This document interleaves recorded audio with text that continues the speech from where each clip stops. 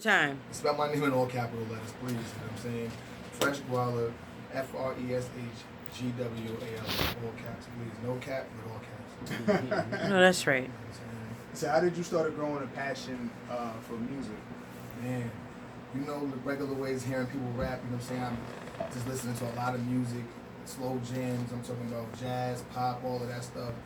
And going to school, rapping on the tables, you know, beating on the tables, and knowing that I could do it.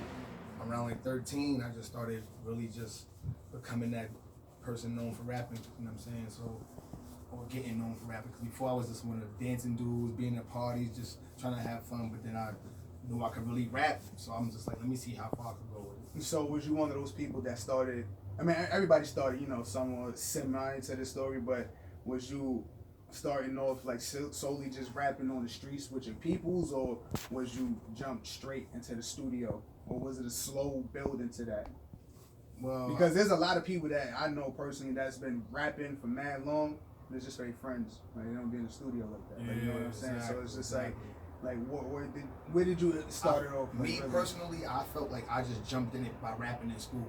Because Okay. that's a lot of people that you around, you know what I'm saying? So rapping at lunchtimes, and my man beating on the table, and every Friday is like, who coming up next? And he's the best. And so I'm like, man, I gotta take it like that.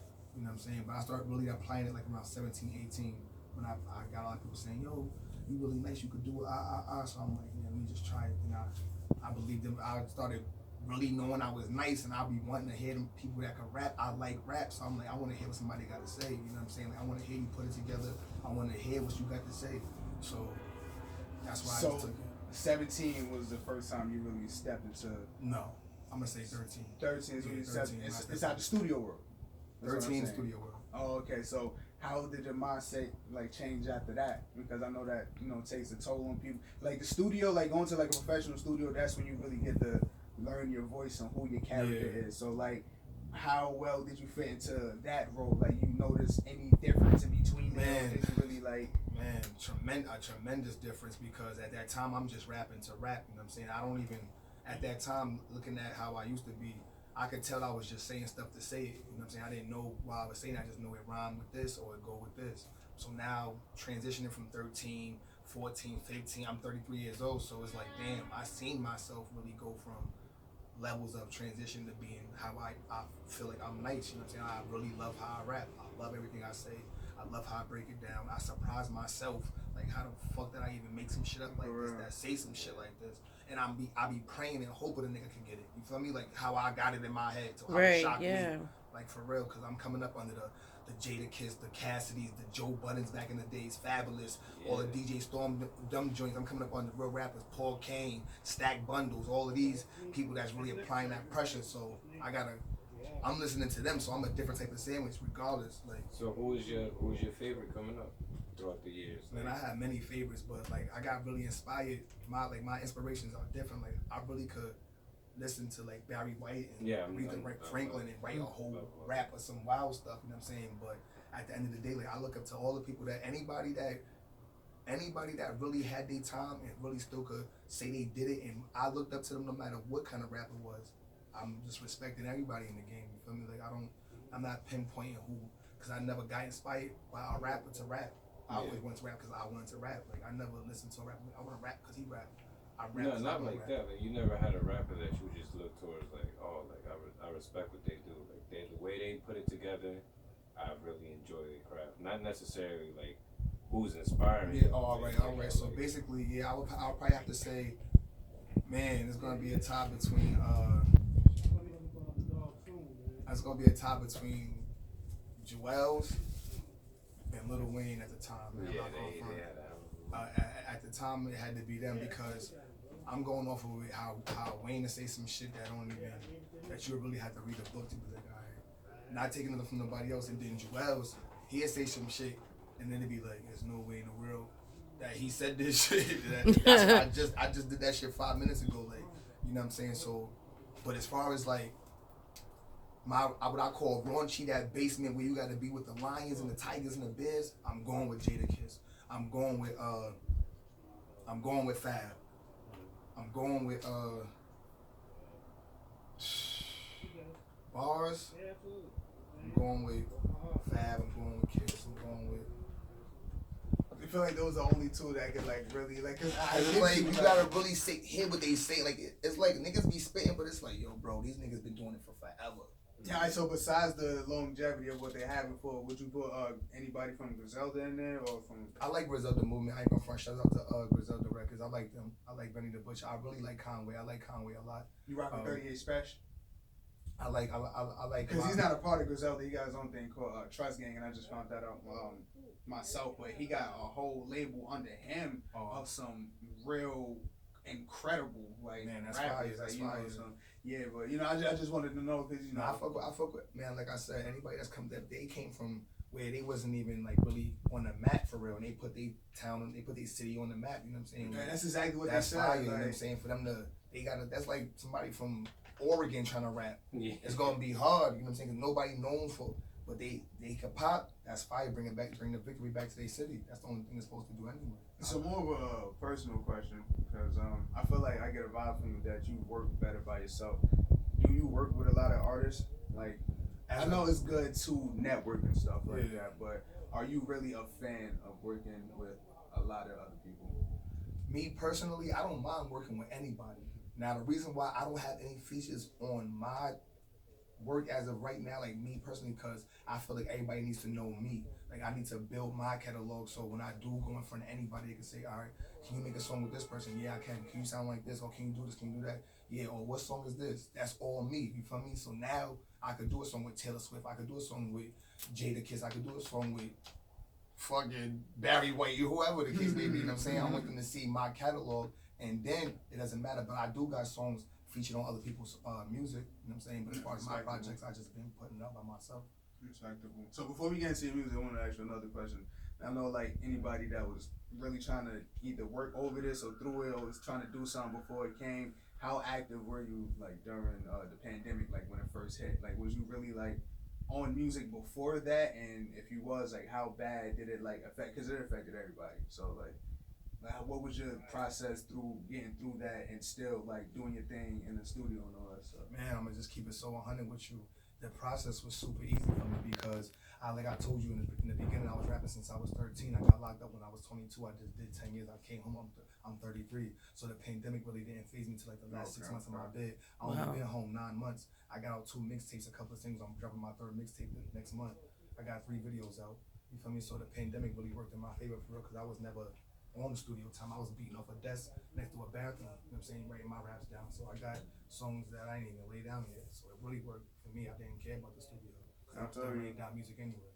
And you just came back in the ground. I came back, so now it's like I could drop anytime I want to. Yeah. Anytime I want to, I could drop. And I see you like already, like you got a respectable catalog, you know, for somebody that just, because there's a lot of people that, I'm not gonna say a lot, but there's a few people like locally in the town that I personally know, they just came home or whatever the case may be, and they not try to get back in music, but when they do, it's just like, it's not as like, I wouldn't say like consistent enough, but like I said with you, like it's definitely a respectable catalog for somebody that just came out the gym, like you know what I'm saying. So I really appreciate 100%. I definitely respect that. I really appreciate that. Well, like I said, just going through this, like I don't mind working with nobody. You feel me? Like I'm here. Like I said, I didn't get forced because I was gonna do it regardless because I'm rapping around people that I don't even know. I'm in the feds. I'm locked up around Texas, Arizona, North Carolina, Virginia. I'm around people from all over the world. So when I'm in these ciphers and I'm rapping for them, it's hard to get a New York a buzz out there because they listen to the Moneybag Yo's, the Little Yachties, the Yo Gottis. They're not listening to us for real. So I would have thought they would have gravitated towards you more because it's something different. Like that's how my mind always I'm works. Outnumbered. You got to remember, I'm in a New York car and and I'm in a jail in Texas. It's Texas people out there. It's gonna be them people out there. That's true. So if there's only 10 homies and you got one homie that rap, which is Fresh Gwala, and I go into a yard where there's a whole bunch of country dudes, I gotta win them over. They don't want to hit. I gotta win. I gotta really fight with them lions. I gotta really walk away. Then they gotta remember my name. They remember my name. And they're into that country stuff. They into that country shit. Into the different type of bounces. Not saying there's nothing wrong with it, but when you rapping, you gotta really win that crowd over. That's where it starts at. It starts in them ciphers. People beating on their chest and all of that. I came from that. Did they ever give you a type of energy where you was just say, man, fuck this, I ain't rapping for y'all niggas no more? Never. Never. They gave me the type of impression. This is on my son's eyes. They gave me the type of impression like I wish I would have never rapped. Now, do you feel like, because I got saying miscellaneous friends, all types of fake handshakes. I wish I would have never spit for y'all in the yard. you say because you were you say you were locked up in Texas, but and then the different style of rap and like you said you had to win them over. But did you feel like that people in the South or in like that's kind of Midwest, South, Southwest aren't really into like East Coast rap, like because up here it's conscious, it's raw, it's gritty, and in the Midwest Southern style is just about a party and about exactly. So, popping and shaking it. So how did you get that your point across? I gotta keep, like I said, I'm just gonna give you how it is. My first time actually rapping on the yard was around a bunch of Midwest dudes, dudes from the South and stuff like that, and I heard a rap from this dude. He's from Alabama. J.O. His name is J.O. He's from Alabama. He got 15 years, free J.O. He got a rap that he went crazy, and I rapped right before him. So I'm seeing how people gravitating to his raps. I'm like, what the fuck is he saying that I'm not saying? Right. So I'm noticing, because in jail you got to really get sturdy for real. Like, so he in there beating on his chest. He got his own little beat. He doing what he doing. I'm like, I do that. I beat on my chest and stuff like that. But I'm like, oh shit. I know what he's doing. He's rapping. He's really giving them I know what I gotta do. I gotta step up my New York comfort zone and rap like them with my lingo, my swag, my words, and win them over. That's what I gotta do. I end up going to the box for a hazardous tool. I end up going to the box for a hazardous tool. I went to the box for a hazardous tool. I end up beating that charge too. I got all my shots too. Salute. I ended up going to the hole, and I was in by myself for a couple of days. So I'm like, I know what I gotta do. I ended up copying his beat, and I just went crazy, and I couldn't wait to get out the hole. I made everybody come to the yard. I got everybody to hear this. Oh, you South mother, come here. Tell me if this is, because I had to win them over. Then I spit it. They was like, man, that's good. So now I'm showing them versatility.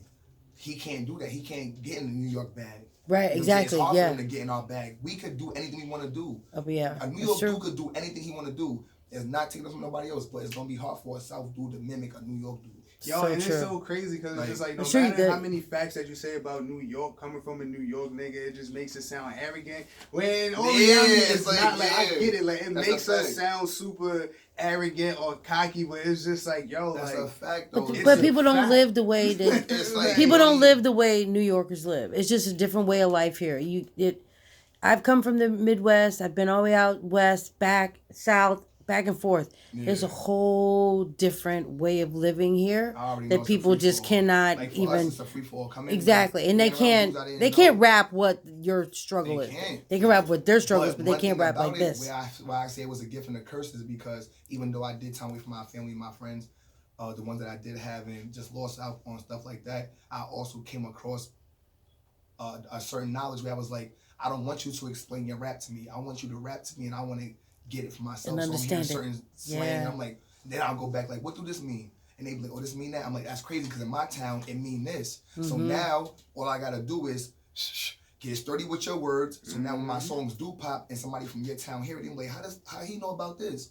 You feel what I'm saying? So now I'm just mingling like that. I make sure I work. I make sure I'm in everybody's bushes so nobody can deny me on nothing. There you go. Yeah, like you said, either which way, like that definitely worked in your favor a lot. And like, listen to it now, like it had nothing to do with Corona. It's the fact that you just went through, like you said, like a bullpen of ciphers, and then just, on the countdown to coming home and then come out, it's just, like. And they asking me for music. People running down on me. Yo, Fresh Brother, you putting the music out? Yo, what's up with the music? People didn't ask me how I've been. They didn't care about none of that. Man, get in the studio and rap. We want to hear you rap. And the great thing about that is, like, we wasn't there to hear that. So you can literally bring that to full effect now. Like, you know what I'm saying? Exactly. Well, let's get into it. What we gonna listen to first? I sent y'all a couple of songs.